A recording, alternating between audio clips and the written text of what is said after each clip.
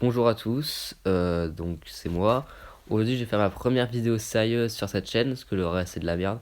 Donc, dans laquelle je vais faire en gros mon 11 ultime, avec seulement des joueurs de Go. Donc, je mettrai uniquement des personnes qui ont joué au moins un match avec Arion, et j'exclus Marc et ses potes dans le film, et Vladimir, parce que normalement il peut pas. Et tout ce qui est hors série, par exemple avec le match, le Battle Eleven et versus Best Eleven. Donc c'est parti, donc on va commencer avec notre coach. J'ai choisi David Evans. Alors certes, il a fait qu'un seul match avec Raymond, mais dans ce match, ils ont failli battre le protocole Omega 2.0, alors qu'au match précédent, ils se sont fait éclater, mais genre vraiment violemment. Puis en plus, ils avaient appris la nouvelle super tactique qu'ils avaient jamais réutilisée. Donc on va commencer avec les 5 remplaçants. J'ai choisi donc un gardien, un défenseur, deux milieux et un attaquant. Alors en gardien, j'ai choisi JP. Alors je sais que tout le monde va commencer à rire. Mais JP, il fallait au moins un gardien remplaçant. Il fallait pas que je mette Samgook non plus, parce que Samgook, à part double Mercedes X, il a rien du tout. Du coup, en fait, JP, le truc, c'est qu'il est plutôt correct dans l'ensemble, et il faut toujours un deuxième gardien. Et le truc, c'est qu'il possède quand même un Miximax, l'armure d'esprit guerrier et l'esprit guerrier. Non, en défense, alors j'ai hésité entre deux joueurs. J'ai hésité entre Kinan Sharp de Galaxy, et j'ai hésité entre Aitor de Cazador. Alors, je choisis Aitor en fait, parce que Kinan il est un peu nul sans l'autre pote, l'autre qui est intelligent, là, je sais plus oublié son nom. Zippy, voilà, Zippy Learner, je pense que c'est comme ça. Et je choisis Aitor du coup parce qu'il possède un jeu bien similaire avec Caleb en fait, et c'est sympa pour blesser genre un ou deux attaquants. Et donc, je choisis deux milieux. On va commencer avec Ryoma Nichiki. Alors, je l'ai pris grâce à ses techniques qui sont assez intéressantes, sauf que j'ai pas trop intérêt de prendre Ryoma quand il y a d'autres joueurs. Avec d'autres joueurs qu'il y a, en fait, c'est un peu inutile, mais voilà, faut quand même un remplaçant milieu, et c'est le meilleur que j'ai choisi.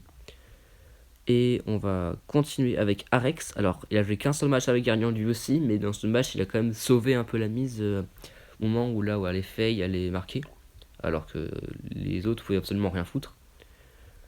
Vu que Arex est un Android, bah, ça va être énormément utile pour analyser les stratégies adverses. Et pour l'attaquant, je choisis Falco. Alors, il a une excellente vitesse et ça va devenir un excellent atout. Le problème, c'est qu'on a déjà trois gros attaquants, vous verrez ça en fin de vidéo. Mais voilà, il faut quand même un attaquant comme ça, et Falco, je pense que ce serait le meilleur qu'on peut. Alors là, on va continuer avec les titulaires, et j'ai pris une formation en 3-4-3, donc 3 défenseurs, 4 milieux, 3 attaquants et un gardien. Alors en gardien, j'ai choisi le seul des 3 qui est correct, j'ai choisi Terry Archibald de Galaxy. Alors il est plutôt bon dans l'ensemble, car il a un totem qui est plutôt bon, il est très sérieux, il est pas comme JP qui veut sécher l'entraînement, ou Savou qui est pire qu'Arion Cage. Le défenseur gauche, je choisis Gabriel Garcia, c'est sans doute le défenseur de goal le plus charismatique. Il a un bon mental et puis il possède de bonnes super de l'ensemble. Il a en plus l'esprit guerrier, l'armure et Niximac à Grand Dark. Et du coup, j'ai choisi maintenant le titulaire le plus au côté de l'équipe. Accrochez-vous bien, vous foutez pas de ma gueule. J'ai choisi Frank Foreman. Alors, je l'ai pris grâce à deux choses. Primo, personne n'a passé sa super de défense. Il me semble que non, j'ai oublié le nom d'ailleurs de la super de défense. Puis au 2, il a une super technique qui permet de tirer, dans laquelle il a justement marqué un but face au truc de feu là, avec les oiseaux. Et du coup, aussi parce qu'en fait, ça pourra du coup la renvoyer immédiatement à nos attaquants. Puis aussi, comme ça, les attaquants en face n'ont pas de nouvelle occasion pour continuer à attaquer. Et le défenseur central, j'ai choisi Goldie Lemon. Alors, son avantage principal, c'est qu'en fait, elle peut se rendre en attaque juste après. Elle a trois excellentes super techniques de défense comme la patte gluante, l'illusion éblouissante et la flèche de l'aube. Elle a justement le meilleur esprit guerrier défensif et une bonne frappe qui peut bien se mélanger avec le tir pétri. Et en plus, elle a la fulgurante tornade de feu avec Victor et Arion qui est surpuissant. Continuons avec les 4 milieux de terrain. Évidemment, j'ai choisi Arion car c'est le protagoniste principal de Go. Il a un excellent rôle simplement pour pouvoir motiver l'équipe. Il a pas mal de super decks de dribble, comme le dribble en Z. Et puis en plus, il a l'attaque équipe ultime. Et maintenant, on va continuer avec le capitaine remplaçant Sol des Stars. Il a une excellente analyse de jeu en fait, et ça pourrait beaucoup aider. Simplement fourni niveau technique en plus, c'est le tacle fulgurant et la tempête solaire. Même si qu'il a quasiment jamais utilisé de l'animé, il a quand même été au moins une fois dans le film. Et maintenant, on va passer à notre capitaine, évidemment, Ricardo. Bon, voilà, genre, je vais pas mettre Arion non plus en capitaine. Fallait pas faire un débat non plus pour savoir qui est meilleur comme capitaine. Tout simplement, il sait faire bien son jeu. On l'a vu évidemment dans le tournoi de Ragnarok. En plus, il s'est tapé le pire trio comme Alpha, Beta, Gamma plus Zanark qui sont ultra perso. Et puis là, justement, là-bas, il a eu le tacticien 16 volcanique. Et on va continuer avec notre dernier milieu de terrain. J'ai aussi Faerun. Alors, certes, de base, il est attaquant. Mais en fait, notre attaquant, il est juste magnifique. Vous allez voir en fin de vidéo, il est excellent. Et le problème, c'est que de notre trio d'attaquants, c'est qu'il y a un attaquant qui est d'élément de feu, un qui est d'élément de terre et un qui est d'élément de vent.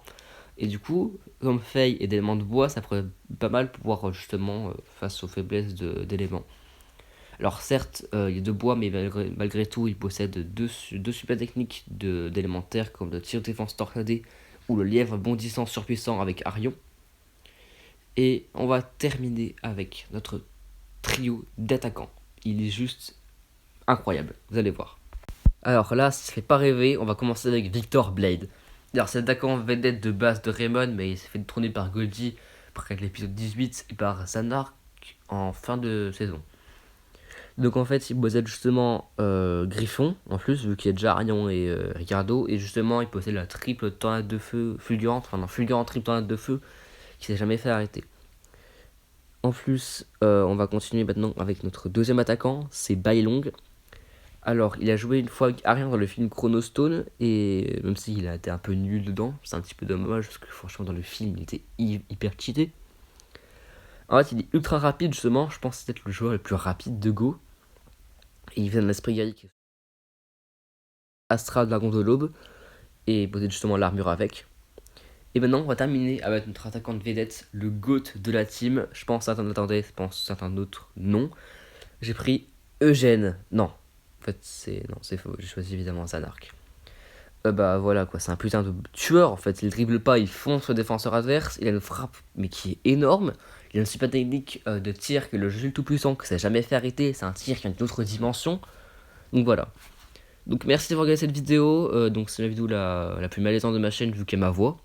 En plus, j'ai bégayé tout le long, je parle trop vite. Donc bref, au revoir.